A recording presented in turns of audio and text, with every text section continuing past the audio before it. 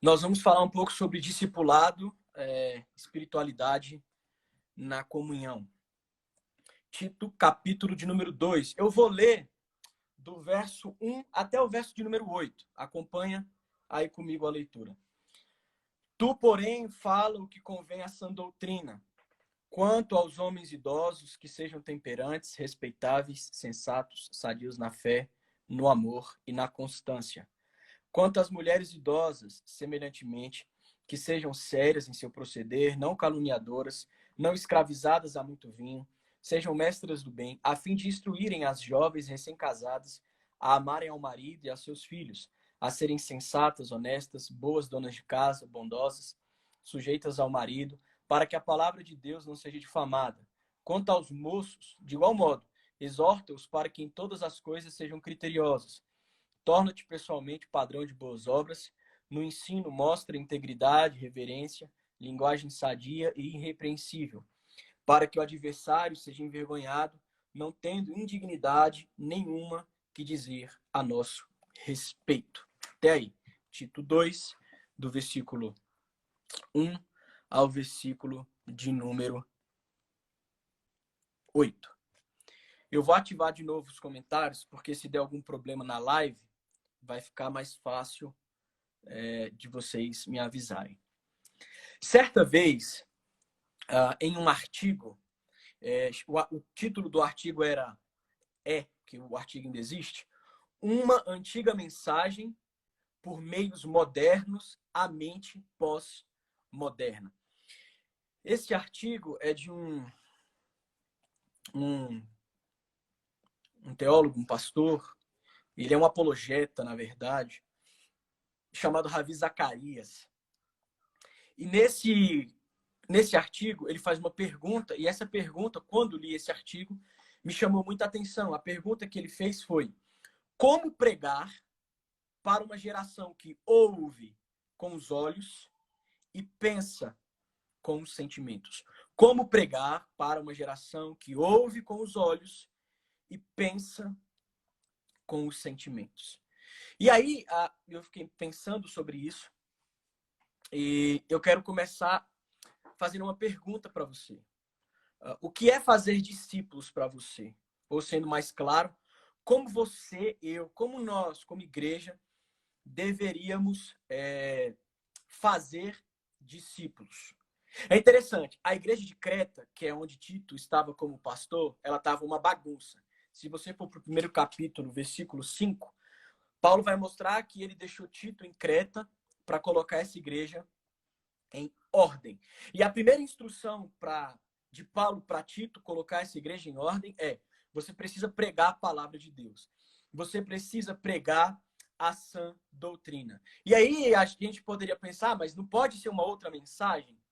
Não poderia ser tipo um estilo autoajuda ou uma mensagem tipo coach, sabe? Aquela mensagem que diz assim: potencialize aquilo que você tem dentro de si, torne isso algo melhor, né? Potencialize essa coisa boa que você tem dentro de si e por aí vai. Não poderia ser uma mensagem mais suave aos nossos ouvidos, uma mensagem que talvez não seja tão ofensiva assim? Não. Para se colocar uma igreja em ordem e para se fazer discípulos, é preciso pregar o evangelho e que é a sã doutrina. Por quê? Porque só o evangelho ele tem poder de modelar o coração humano. Apenas a doutrina, apenas essa mensagem bíblica, ela tem poder para transformar o homem no centro das suas decisões, que é o seu próprio coração. Então, Tito deveria discipular. Aqui Paulo vai trazer 3 grupos que Tito deveria discipular dentro da igreja. Ele vai falar dos homens idosos, versículo 2, das mulheres idosas, versículo 3 a 5, os jovens, versículo 6. Paulo está dizendo para Tito: olha, você precisa colocar essa igreja em ordem. Então, Tito, ele toma 2 atitudes para colocar essa igreja em ordem. A primeira é estabelecer a liderança dessa igreja, presbíteros, que está lá no capítulo 1, do versículo 5 ao versículo de número 9. E para ser presbítero, líder de uma igreja, não pode ser qualquer homem. Ele tem que estar nessas qualificações que o apóstolo Paulo traz para nós aqui no capítulo 1 de Tito. Então, ele toma duas atitudes, Tito. Ele estabelece líderes, presbíteros, e depois ele faz o quê? Discipulado. Então, Tito, ele vai nos mostrar como que a igreja faz um discipulado. Primeiro, pregando o evangelho, né, a sã doutrina.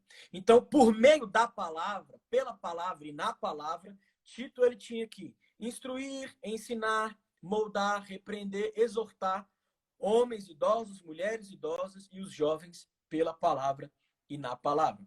E é interessante que quando Paulo traz que Tito deveria discipular os homens idosos, ele vai dizer assim, olha, você tem que instruir na sã doutrina os homens idosos para que eles possam ser temperantes. Essa palavrinha temperantes no grego significa nefalios, que quer dizer, sabe o quê? Não dado à embriaguez. Então, provavelmente, os homens da igreja de Creta eram homens que gostavam de uma bebida, né? E aí, Paulo diz, olha, você tem que ensinar para eles que eles não podem se embriagar, né? Não dado à embriaguez, nefálios, sejam temperantes. E Tito colocaria essa igreja em ordem por meio do discipulado, por meio da palavra. A igreja cristã em Creta, ela estava uma bagunça. Ela estava com uma espiritualidade ordinária completamente o quê? Completamente confusa. Então, Tito, pela palavra e na palavra, deveria discipular os homens idosos a serem respeitáveis, sensatos, sadios, mas eles deveriam ser temperantes. Eles não poderiam ser embriagados ou ficar embriagados, né? E vai o segundo grupo. Qual o segundo grupo? As mulheres idosas. E perceba comigo que quando Tito vai falar das mulheres idosas, Paulo falando a Tito das mulheres idosas, ele diz assim, ó, elas têm que ser mulheres sérias, não podem ser escravizadas ao vinho, mestras do bem, boas donas de casa, submissas ao marido, e ele traz a expressão não caluniadoras. Essa palavrinha caluniadoras no grego, ela significa diabolos. É isso mesmo, diabo, diabolos. Por quê? O ato de caluniar é você inventar, falsear e promover uma falsa acusação contra alguém. E o papel de acusação não pertence à igreja, não pertence aos discípulos, mas pertence ao diabo. Caluniadoras, diabolos no grego. Ou seja, Paulo está dizendo, Tito, coloca a igreja em ordem, estabelece liderança, estabelece presbíteros, esses presbíteros têm que ser assim, assim, assim, assado. Depois, Tito, discipulado, meu filho. Vai discipular os homens mais velhos, vai discipular essas mulheres mais velhas, porque essas mulheres mais velhas, vai lá no verso 4 do capítulo 2 de Tito, a fim de instruírem as jovens recém-casadas. Percebe? Tito deve discipular os homens idosos, Tito deve discipular as mulheres idosas, para que as mulheres idosas que foram discipuladas possam ser as mulheres a discipular as mais jovens. Ou seja, o que Tito está nos mostrando? Que uma igreja que é formada, que é composta de discípulos, ela naturalmente vai ser uma igreja o quê? Discipuladora. Percebe? Tito deve discipular as mulheres mais velhas e as mulheres mais velhas devem discipular as mulheres mais jovens, as mulheres mais novas. E onde, né? Em que lugar essa espiritualidade ela deve ser vivenciada? Ou, deixa eu ser mais claro, em que ambiente que a gente percebe se de fato somos discípulos de Jesus ou não? No trabalho? Na relação com os amigos? Na igreja? Não. A nossa espiritualidade ela é evidenciada na sua de forma mais clara ou da sua forma mais sincera, aonde? Na família. As mulheres idosas que foram discipuladas por Tito deveriam ser discipular as mulheres mais novas para elas exercerem uma espiritualidade onde? Na sua casa, no lar. Por quê? Porque é no ambiente familiar, é no seio familiar que o meu coração, que o seu coração, ele se manifesta de uma maneira mais clara, mais sincera. É na minha relação com a minha esposa, na minha relação com os meus filhos, ou você que não é casado, na sua relação com os seus pais e na sua relação com os seus irmãos.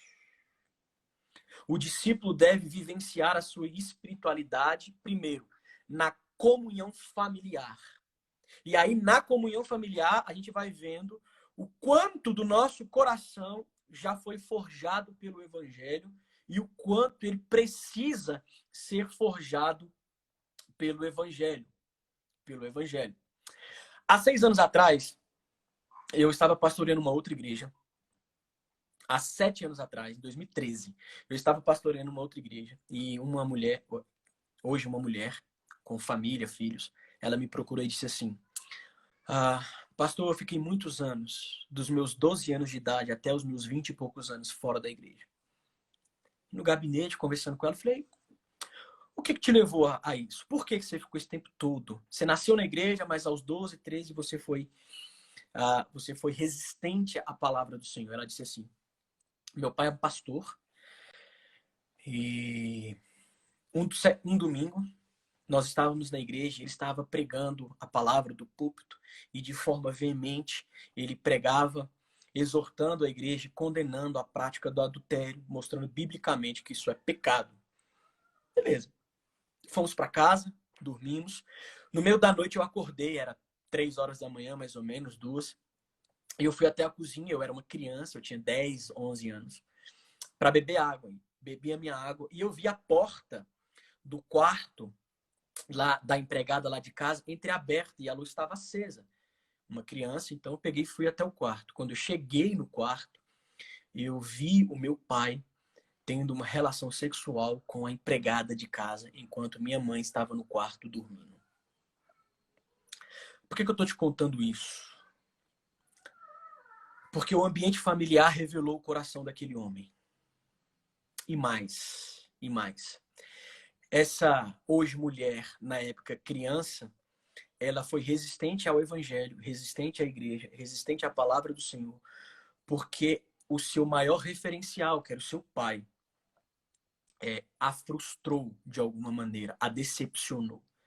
Mas para frente eu vou voltar nesse exemplo, nessa ilustração.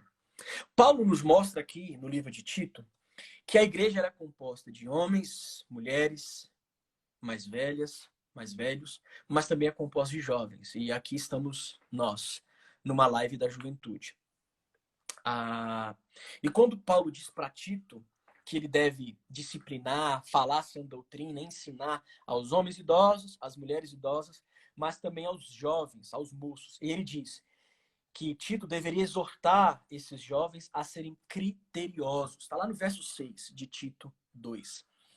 A expressão criteriosos no grego significa sofrâneo, que quer dizer que tem o sentido de controlar as suas paixões, de controlar os seus desejos.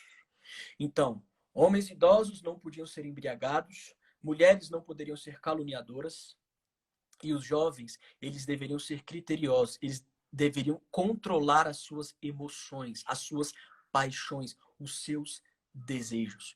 Então, provavelmente a igreja de Creta era uma bagunça porque a juventude não controlava as suas paixões, as suas emoções, os seus desejos.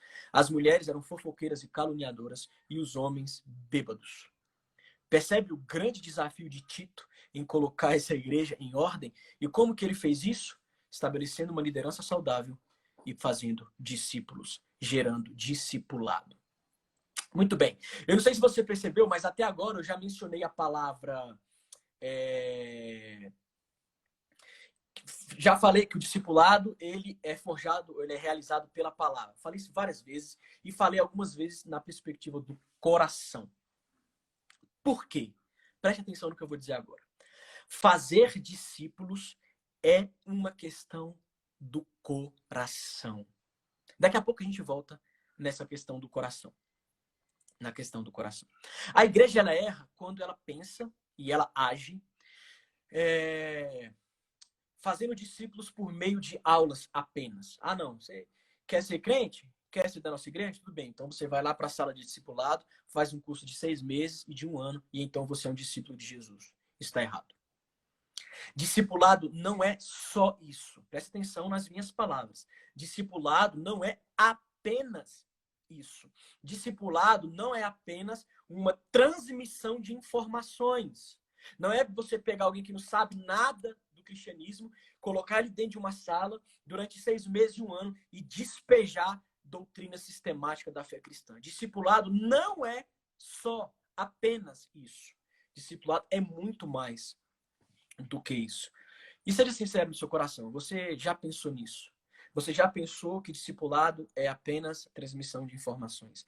Você já foi de uma igreja, ou é de uma igreja, ou já participou de algum grupo que pensou que discipulado era apenas um curso de 6 meses ou de 1 ano? E quando a igreja age assim, ela não... E quando eu digo igreja, eu estou dizendo igreja evangélica de um modo geral. Ela não está forjando, ela não está formando discípulos. Ela está gerando ali um homem ou uma mulher com uma capacidade intelectual de entender o cristianismo, mas muitas vezes o coração é frio, não é inclinado, não é disposto, não teve um coração transformado. Quando você vai para a teologia acadêmica, você vai ler várias pessoas que sabem muito de Bíblia, mas elas simplesmente não acreditam naquilo que elas estudam, tá? Então, fazer discípulos. Pastor, como que é fazer discípulos biblicamente? Fazer discípulos biblicamente envolve 2 ações intencionais. A primeira delas é aquilo que a gente chama de imitação, mimetai. É o exemplo. Lembra do exemplo da menininha? O pai pregando contra o adultério, condenando essa prática, mostrando biblicamente que é errado, mas no mesmo dia em que ele pregou isso, ele age adulterando na sua própria casa. O que aconteceu? Ele não deu um exemplo. A filha olhou para o pai e disse: "Eu não quero ser como esse homem." Então ele é um pastor, ele é um cristão, então eu quero ser completamente diferente do meu pai. Então o que eu faço? Eu nego o evangelho, eu nego a igreja, eu nego a palavra, porque se eu for nesse mesmo caminho dele, eu vou ser igual a ele, e eu não quero. Ou seja, o exemplo é muito importante na prática do discipulado. E eu sei que você sabe que nós temos que fazer discípulos que imitem a quem? Jesus. É a famosa doutrina lá antiga chamada Imitatio Christis. Todavia, deixa eu te explicar uma coisa. No processo de discipulado, é muito comum o quê? Aquele que está sendo discipulado ver o seu discipulador como um exemplo. E muitas vezes até imitar ele em algumas práticas. E muitas vezes a gente condena, tá vendo? Não tem caráter, não tem, né, identidade, tá imitando. Deixa eu te falar uma coisa. A imitação é uma doutrina bíblica. Paulo diz: "Sede meus imitadores como eu sou de Cristo." Só que é uma imitação em quem? Em Jesus. Então, olha o que Paulo diz para Tito no verso 7 do capítulo 2. Tito, torna-te pessoalmente padrão, modelo, exemplo nas boas obras, no ensino, na reverência, com integridade, na linguagem. Ou seja, Paulo está dizendo: Tito, você só vai conseguir gerar discípulos de Jesus quando esses discípulos, quando essas pessoas olharem para você e contemplarem a Jesus. Essa é a doutrina da imitação. Eu tenho vários pastores e pregadores que são referências para mim. É muito comum. Eu passei a usar essa boina por causa de um pastor que é uma referência para mim. Não vou falar quem é, não. Mas que é referência, muita referência para mim. Sabe? Às vezes eu vejo alguns pastores mais experientes pregando e eu olho e falo: cara, eu preciso aprender com esse cara. Eu preciso ter essa sabedoria que ele tem. Eu preciso ter essa dinâmica na pregação que ele tem. Porque ele pregando, ele me cativa. Ele pregando, ele prende a minha atenção. Eu preciso aprender com ele. O que é isso? Imitação. Esse cara está sendo uma referência para mim. Por quê? Por causa da atitude dele, da forma que ele faz as coisas. Então, o que acontece? A primeira grande... Calma, Rui. Relaxa, jovem. A primeira ação intencional no discipulado, sabe qual é? Imitação. O exemplo. O exemplo. A minha pergunta que eu tenho para você é: Que Reiner, rapaz. Reiner é gente boa, mas não é por causa do pregar e ficar vendo os comentários. Daqui a pouco a gente comenta. Relaxa aí, segura o dedo aí, segura o dedo. A minha pergunta que eu tenho para você é: quem são as suas referências? Hã? Pensa aí. Cara, na igreja, quem é referência para mim? Na igreja de Brasília, quem é referência para mim? Ou no meio evangélico, no meio cristão, quem é referência para mim? Não, só não coloca Vitor Azevedo, só não coloque... enfim, em nome de Jesus, senão você vai ter que marcar um gabinete com o rei, né? Presta atenção, queridos. Quem foi a referência de Tito e de Timóteo? O apóstolo Paulo. Hã? O apóstolo Paulo. Então, a primeira ação intencional no discipulado é imitação, é ser exemplo, é ser uma referência para aquela pessoa que você está discipulando. Vamos para a segunda, que a segunda é importantíssima. Na verdade, eu acho que a segunda é a chave do discipulado. Sabe qual é? O coração. E aí a gente vai voltar à perspectiva do coração que eu estava falando antes. Queridos, presta atenção no que eu vou dizer aqui. Olha para mim aqui, através dessa lente óptica que capta a minha imagem. Fazer discípulos é reformar o coração. Discipulado não é só treinar a mente com verdades sistematizadas. Discípulo de Jesus é aquele que teve o seu coração transformado, reformado pela palavra. Nesse domingo, a pastoral do boletim é minha.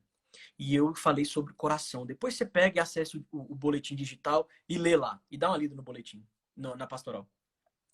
Pastor, então o que é ser discípulo? Ser discípulo é ter um coração reformado. E quando eu falo reformado, não é teologicamente reformado. Não é a teologia reformada. Não é a doutrina calvinista, mas é um coração regenerado.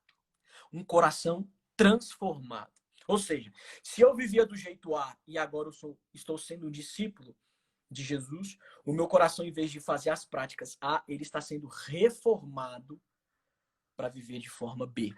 Percebe? Entende quando eu falo que a igreja erra quando ela apenas transmite informações? Fazer discípulos é pela palavra, na palavra, reformar o coração de homens, mulheres, jovens, crianças, na palavra. E aí essa pessoa, de fato, adorar a Deus com toda a sua vida. Eu estou terminando. Josué andou com quem? Com Moisés. Moisés era a referência de Josué. Eliseu andou com quem? Com Elias. Elias era a referência de Eliseu. Timóteo e Tito caminharam com Paulo. Paulo era a referência de Tito e de Timóteo. Os 12 discípulos caminharam com Jesus. Todos os discípulos devem ter Jesus como referência. O que é discipulado? Caminhar junto. É a espiritualidade na comunhão. É um relacionamento entre as pessoas, onde esse relacionamento é fundamentado no evangelho. Sabe o que é fazer discípulos? É você, junto com o seu amigo, com a sua amiga, ir para uma sorveteria, ir para uma cafeteria, e vocês começarem a conversar, e essa pessoa que é mais nova na fé do que você, começar a abrir o coração e dizer, cara, o casamento do meu pai não tá bem, da minha mãe não tá bem, eles estão brigando demais. Ou então, eu tô com uma tia que está sofrendo de uma doença terrível, e aí você vai responder para essa pessoa o que o evangelho fala sobre ou a respeito daquilo que ela está vivendo. Isso é fazer discípulos. Isso é discipulado. Lembra lá na mesa da ceia? Jesus ia fazer a ceia e os discípulos começaram a perguntar quem é o maior. O que Jesus faz? Ele discipula aqueles homens, mostrando que o maior no reino de Deus é aquele que serve. Espiritualidade na comunhão, por meio do relacionamento. Como pregar? Lembra como eu comecei falando? Como pregar para uma geração que ouve com os olhos e pensa com o coração ou com os sentimentos. Eu quero ler um trecho aqui do artigo do Ravi Zacarias que eu citei. É um trecho curto desse livro aqui, ó. Desse livro, Eu quero ler um pequeno trecho. Como pregar para aqueles que ouvem com os olhos e pensam com os sentimentos. Há na mente pós-moderna uma busca tremenda por comunidade.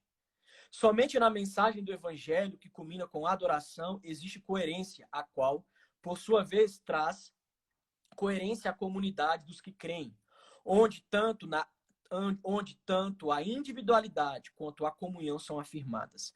A adoração, diz o arcebispo William Templeton, é a submissão de toda a nossa natureza a Deus, é o despertar da consciência por sua santidade, o alimentar da mente por sua verdade, o purificar da imaginação por sua beleza, o abrir do coração para seu amor e o submeter da vontade ao seu propósito. Tudo isso reunido na adoração é a expressão mais sublime de quem somos. A adoração ao Deus vivo é o que, em última análise, une as várias inclinações do coração e lhes confere foco, sentido. Em uma comunidade que adora, aglutina a diversidade da nossa cultura, da nossa educação, das nossas experiências e nos reúne em uma expressão coletiva de adoração. Presta atenção agora. Um dos apelos mais poderosos à mente pós-moderna é a comunidade adoradora. Sabe o que Ravi Zacarias está dizendo? A maneira mais eficaz de pregar para uma geração que ouve com os olhos e que pensa com os sentimentos é a comunidade, é a comunhão, é o caminhar juntos, é o estar unidos. E sabe por que a gente erra? Ou a gente falha em fazer discípulos? É porque a gente não quer doar os ouvidos para ouvir o problema do outro, é porque a gente não doa os nossos sentimentos e o nosso coração para chorar com o que chora, é porque a gente não estende os nossos braços para abraçar e caminhar com o outro. Porque isso exige esforço e exige tempo. Eu quero encerrar, de fato, contando uma história bem resumida para dar tempo da live, para a live não cair. Molokai, eu vou ler aqui, é uma ilha, um dos lugares mais belos do mundo. E nessa ilha, Molokai, eram deportados para lá pessoas portadoras de lepra. Um célebre missionário chamado Joseph Damian, mais conhecido como Damian de Molokai, desejoso de ministrar o evangelho aos habitantes dessa ilha, e todos eles eram leprosos, porque a ilha era só para leprosos, eles eram isolados. Ele desejou de pregar o evangelho para essas pessoas assoladas por uma enfermidade terrível. Ele vai viver na ilha. E a ilha é linda, cheia de falésias, enfim. Neste cenário, o missionário dedica toda a sua vida para pregar o evangelho, para fazer discípulos de Jesus. Só que, em uma manhã, tomando café na sua casa, ele pega uma vasilha com água fervendo, despeja na xícara, essa xícara transborda, a água fervendo cai no seu pé. Mas ele não sentiu dor. Então, intencionalmente, ele pega a água fervente e joga no outro pé. Ele não sente dor. Então, com o coração apavorado naquele dia, ele sobe no púlpito para pregar para aquelas pessoas enfermas e ele muda a sua fala de abertura, que sempre era a mesma. Em vez de falar, meus companheiros de fé, naquela manhã, Damian fala, meus companheiros de lepra. O missionário estava enfermo pela lepra. Joseph Maia Damian morre por causa da lepra. O seu corpo é levado para o seu país de origem, Bélgica.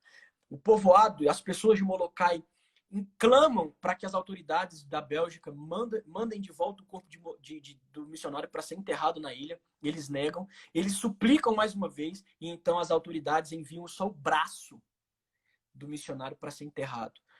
Os habitantes de Molokai enterram o braço do missionário e ali ele fica enterrado. Não é uma ilustração e um exemplo impressionante? A lepra, ela dessensibiliza a pessoa do toque. Mas a lepra não dessensibilizou esse povo do braço estendido do amor, do braço que se estendeu para a comunhão, do braço que se estendeu para a caminhada junto, em conjunto. A lepra não dessensibilizou aquele povo da espiritualidade produzida por meio da comunhão. Isso é discipulado, dar a vida em prol do próximo.